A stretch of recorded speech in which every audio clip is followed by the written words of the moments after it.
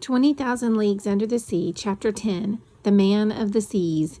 It was the captain who had spoken. At these words, Ned Land quickly got up.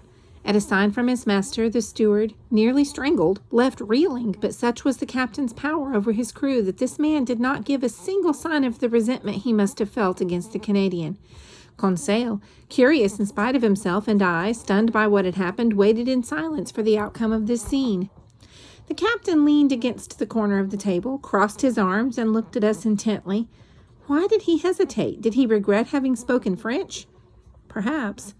After several moments' silence, which none of us dreamed of interrupting, he said in a calm, penetrating voice, "Gentlemen, I also speak French, English, German, and Latin.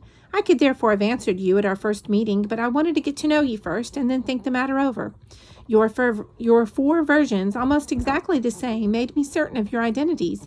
I now know that fate has put me in the presence of Monsieur Pierre Aronnax, professor of natural history at the Paris Museum and lately entrusted with a scientific mission abroad. Conseil, his servant, and Ned Land, of Canadian origin, harpooner on board the frigate Abraham Lincoln of the United States Navy." I nodded in agreement. The captain's words were not a question but a statement, and no answer was therefore expected. This man expressed himself with complete ease and without accent. His sentences were correct, his words well chosen, and his fluency remarkable, and yet I didn't feel him to be a compatriot.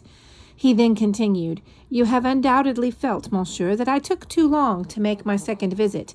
It was because once I knew who you were, I wanted to consider carefully what to do with you. For a long time I could not make up my mind. It is most unfortunate that circumstances have put you in the presence of a man who has broken all ties with humanity. You came and disturbed my life." "Involuntarily," I said. "Involuntarily," the stranger answered, raising his voice a bit. "Was the Abraham Lincoln involuntarily hunting me throughout the ocean? Did you take passage aboard that ship involuntarily? Did your shells bounce involuntarily off the hull of my submarine? Did Ned Land's harpoon strike me involuntarily?" I felt as if there were pent-up anger in these words, but I had a completely logical answer to his accusations, and I gave it. "Monsieur," I said, "you undoubtedly have no idea of the discussions you have provoked in America and Europe. You don't know how much the various accidents produced by collisions with your submarine have stirred up public opinion in both continents. I won't bore you with the innumerable theories which have been put forward to try and explain the unexplainable phenomenon to which only you had the secret. But you must understand that in pursuing you throughout the Pacific, the Abraham Lincoln thought it was hunting some powerful sea monster which must at all costs be cleared from the ocean." A half-smile played about the captain's lips. Then in a calmer voice he said, "Monsieur Aronnax, would you dare state that your frigate would not have pursued and shot at a submarine as well as a monster?" This question embarrassed me, for Commander Farragut would certainly have felt not a moment's hesitation. He would have thought it his duty to destroy a ship of this kind just as well as a giant narwhal. "You can therefore understand, monsieur," the stranger went on, "why I have the right to treat you as enemies." I didn't answer, and with good reason. What use are the best of arguments when they can be destroyed by force? "I have given the matter considerable thought," the captain went on. "Nothing forced me to show you any hospitality. If I were forced to leave you, I wouldn't have the slightest interest in seeing you again. I would just put you on the ship's platform on which you took refuge, dive down beneath the surface, and then forget that you ever existed. Wouldn't I be within my rights?" "Within the rights, perhaps, of a savage," I replied, "but not those of a civilized man." "Professor," the captain retorted sharply, "I'm not what you would call a civilized man. I've broken with all society for reasons which I alone can appreciate. I therefore don't obey its rules, and I advise you never to refer to them again in front of me." This was said in no uncertain terms. A flash of anger and disdain had lit up his eyes, and I felt this must be a man with a terrible past. Not only had he put himself outside the realm of human law, but he had made himself independent and free in the strictest sense of the word, and placed himself beyond the reach of such laws. Who would dare pursue him into the ocean depths, when even on the surface he could defy all attempts to harm his ship? What boat could withstand the impact of this underwater monitor? What armored ship, no matter how thick its hull, could resist the blow of its lance? No man could ask him to account for his actions. The Lord, if he believed in him, and his conscience, if he had one, were the only judges to whom he was answerable. While these thoughts crossed my mind in rapid succession, this strange person was silent, absorbed, and as if wrapped up in himself. I looked at him with mixed feelings of horror and curiosity, just as Oedipus undoubtedly looked at the Sphinx. After a long silence, the captain once again started speaking. "So for a long time I could not make up my mind," he said, "but finally I thought that my own interests could be reconciled with the natural sense of pity found in every man. Since fate has put you here, you will remain on board. You will be free, and in exchange for this liberty I shall impose on you only one condition. If you give me your word that you will accept it, that will be enough."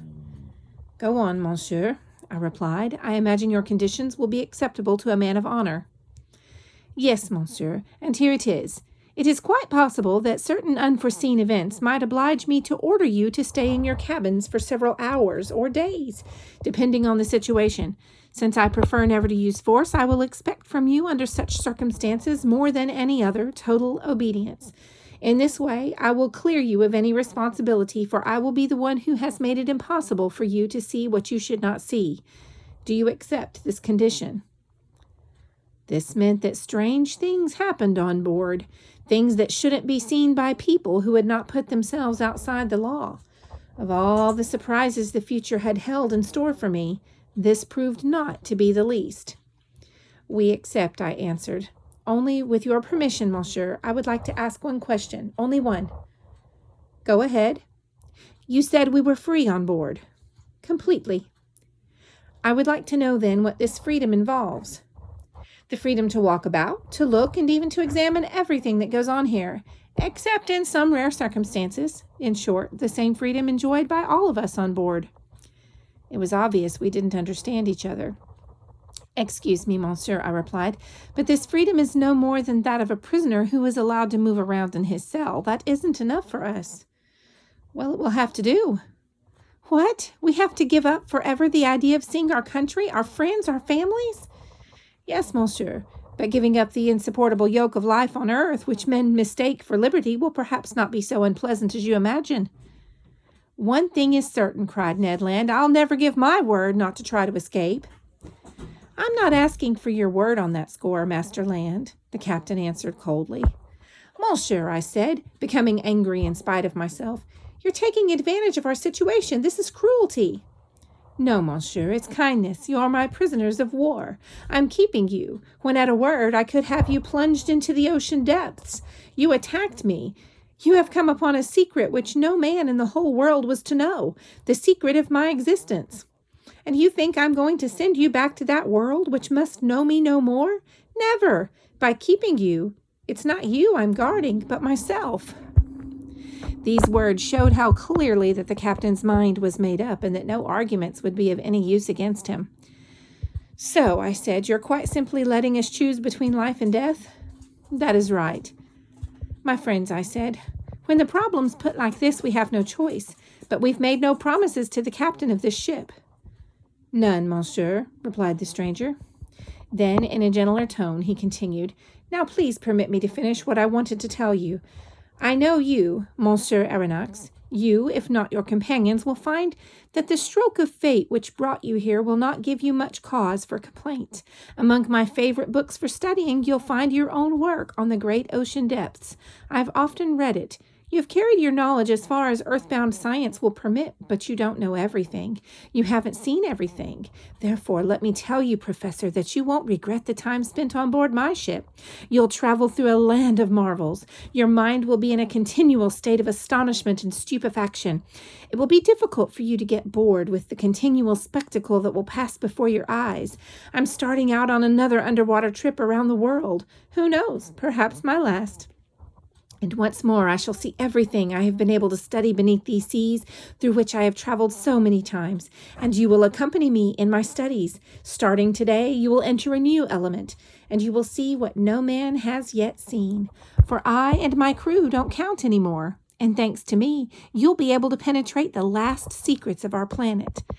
I cannot deny that these words had a great effect on me. He had hit me in my weakest spot, and for a moment I forgot that that contemplating sublime things is never worth losing one's freedom.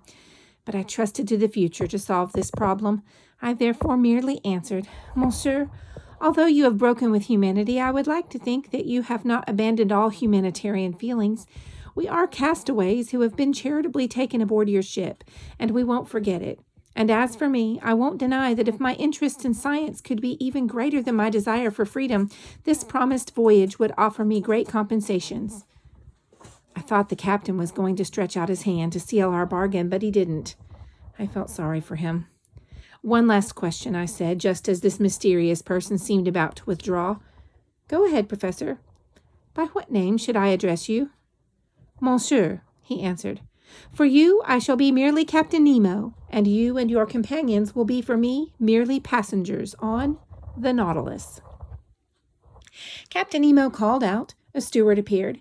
The captain gave him orders in that strange language I could not recognize. Then turning to the Canadian and Conseil, he said, A meal is waiting for you in your cabin. Please follow this man.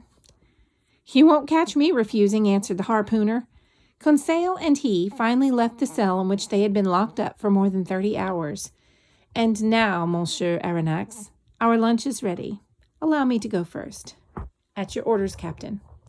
I followed Captain Nemo, and after crossing the threshold of our cell, I went down a sort of electrically lit corridor, similar to the gangways on ordinary ships. After walking 30 or so feet, a second door opened in front of us. We then entered an austerely decorated dining room. At each end of this room stood 2 high oak sideboards inlaid with ebony. On their shelves lay china, porcelain, and glass of incalculable value, and also a silver dinner service sparkling beneath the lights set in the painted ceiling. In the center of the room was a richly set table. Captain Nemo pointed out the seat I was to occupy. Sit down, he said. You must be dying of hunger. The lunch consisted of a variety of dishes supplied from the ocean, and several others unknown to me. These last were very good, and I quickly became accustomed to the peculiar flavor.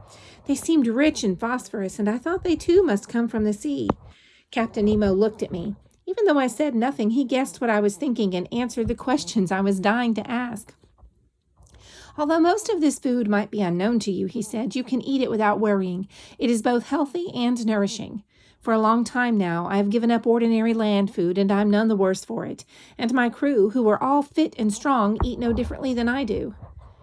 Does that mean, I said, that all these dishes come from the sea? Yes, Professor. The sea furnishes me with everything I need. Sometimes I drag nets behind the ship and haul them in when they're full to the bursting point. Sometimes I go out hunting in this element which seems inaccessible to men and stalk the game that lives in underwater forests. And my flocks, like those of Neptune's old shepherd, graze without fear over the immense prairies of the ocean. I have there vast properties which I alone exploit, and which are continually sown with all kinds of crops by the Creator's hand. I looked at Captain Nemo, somewhat astonished, and replied, I can perfectly understand, monsieur, that your nets furnish your table with excellent fish. I understand less well how you hunt aquatic game in your underwater forests, but I don't understand at all how a slice of meat, no matter how small, could be included on your menu.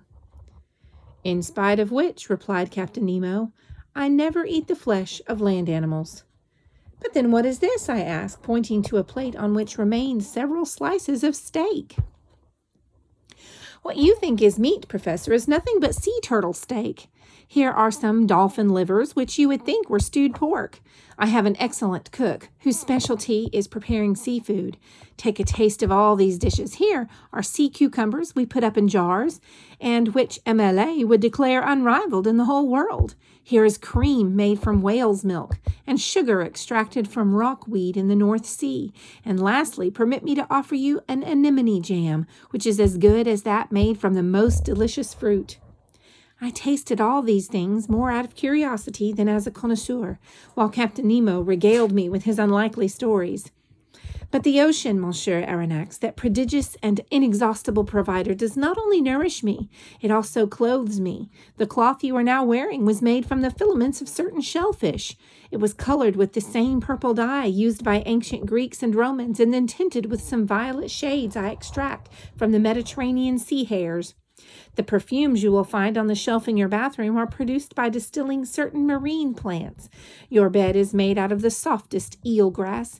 The pen you will use is made out of whalebone, and your ink is the secretion of the cuttlefish. I receive everything from the sea, and just as one day all will return to it. You love the sea, don't you, Captain? Yes, I love it. The sea is everything. It covers 7/10 of the globe. Its breath is pure and healthy. It is an immense desert where a man is never alone, for he can feel life quivering all about him. The sea is only a receptacle for all the prodigious supernatural things that exist inside it. It is only movement and love. It is living infinite,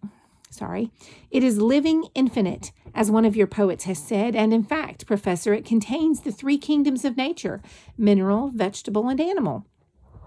This last is well represented by the 4 groups of zoophytes, by the 3 classes of articulata, by the 5 classes of mollusks, by 3 classes of vertebrates, mammals, and reptiles, and those innumerable legions of fish, that infinite order of animals, which includes more than 13,000 species, only 1/10 of which live in fresh water. The sea is a vast reservoir of nature. The world, so to speak, began with the sea, and who knows but that it will also end in the sea. There lies supreme tranquility. The sea does not belong to tyrants.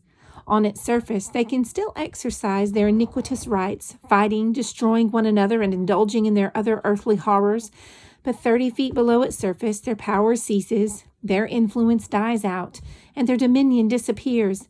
Oh, monsieur, one must live within the ocean. Only there can one be independent. Only there do I have no master. There I am free. Captain Nemo suddenly fell silent in the midst of this burst of enthusiasm. Had he let himself be carried beyond the bounds of his usual reserve? Had he said too much? For several moments he paced up and down, seeming very disturbed.